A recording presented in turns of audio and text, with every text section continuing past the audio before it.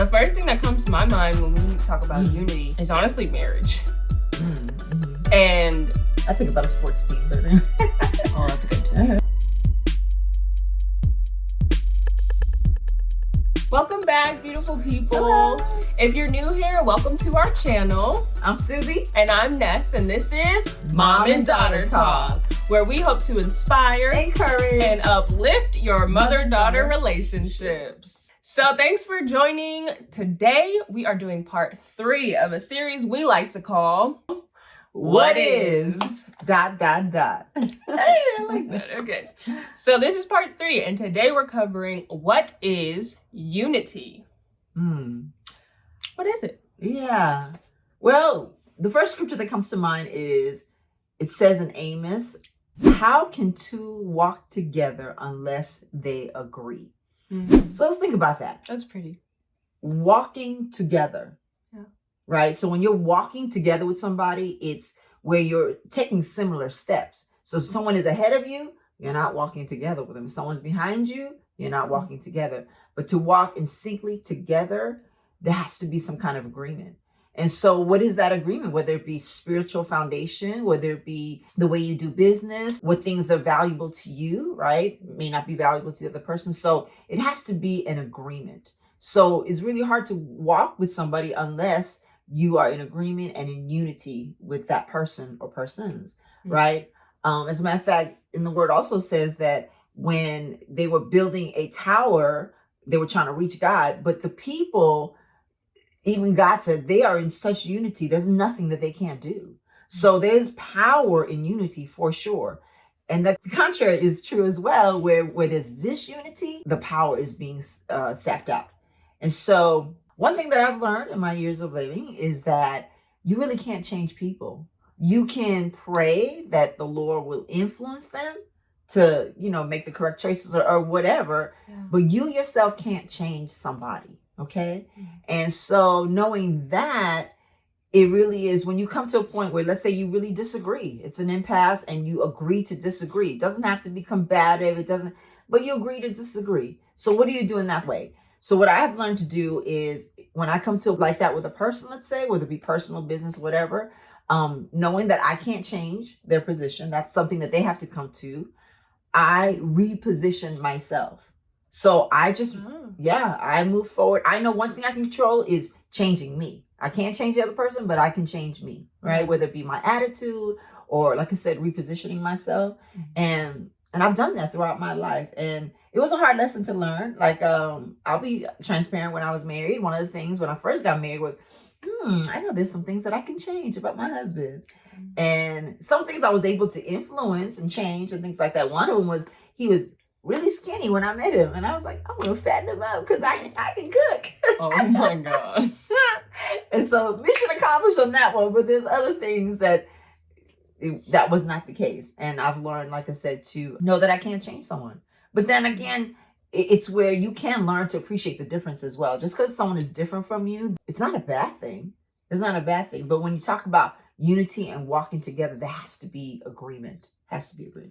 So when you had said unity is when, like, if someone's walking ahead of you or behind you, that's not unity. So you didn't mean like can you expound on that? Meaning the point of walking together is what I was saying, is that when you walk together with somebody, you're side by side with them. So kind of like you're on the same path. Yes. Like one person can maybe be a little farther along, but. Yes. And I'm not saying by any means that you're not going to run into conflicts. And I'm not saying that the first sign of conflict you should run. Absolutely not.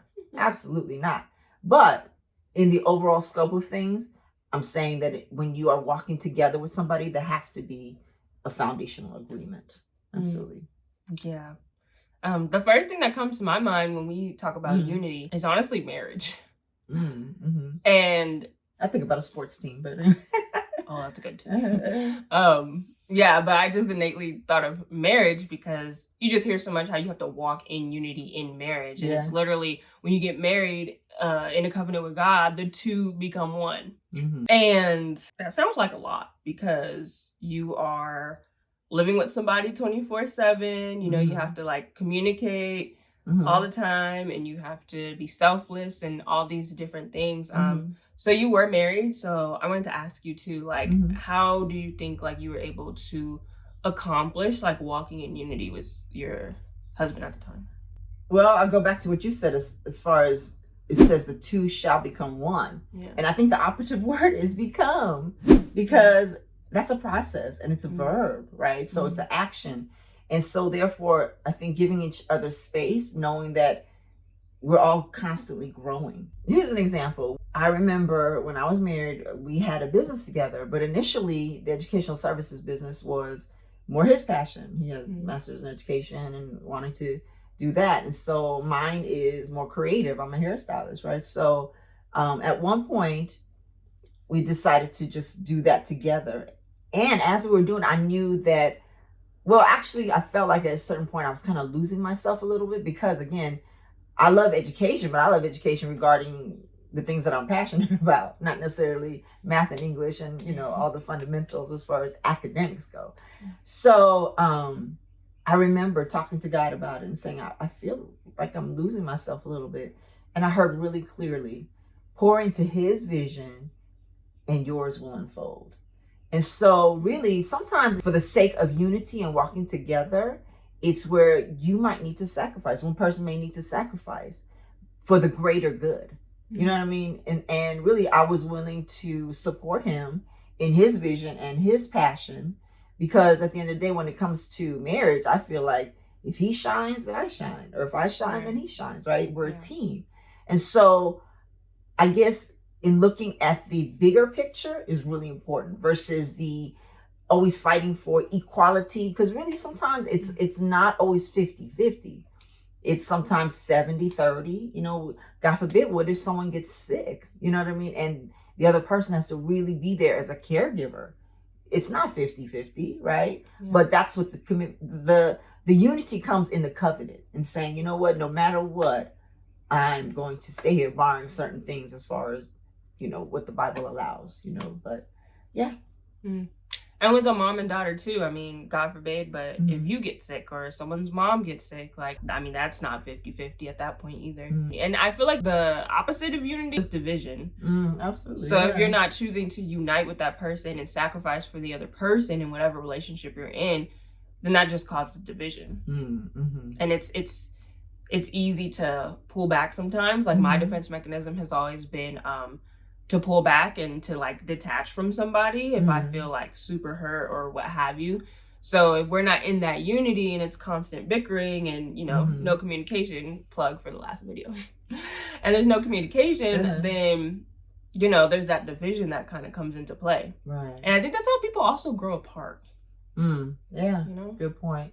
And I think it's important to note as far as in personal relationships, right, whether it be family or friends and things like that, it should be rooted in love, right? When it comes to business relationships, at the end of the day, it's about business, right? So again, you can agree or disagree, but it's important to be in unity. Absolutely. Yeah. Any last comments on unity?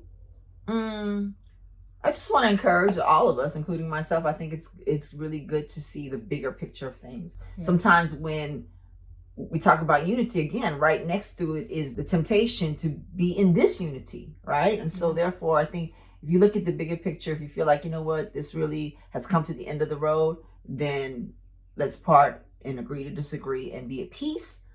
Or if it's something where you know that it's just a bump in the road, but the bigger picture is we're going to stay together, we're going to, you know, fight for unity, then fight for it. Absolutely fight for it.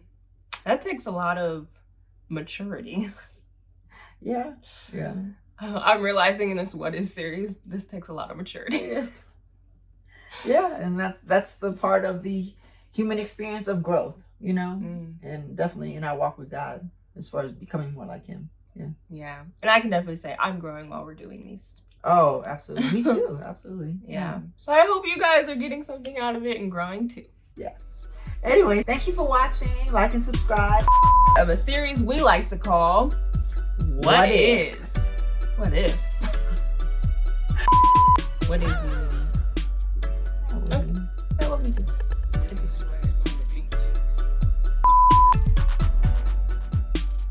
Okay. We will see you next time. Have an amazing day.